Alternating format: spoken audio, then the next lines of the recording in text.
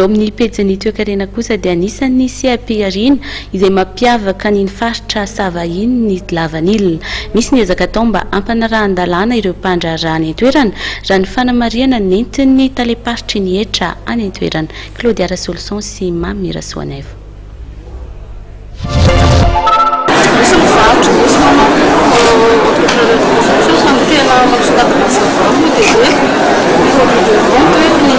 Satria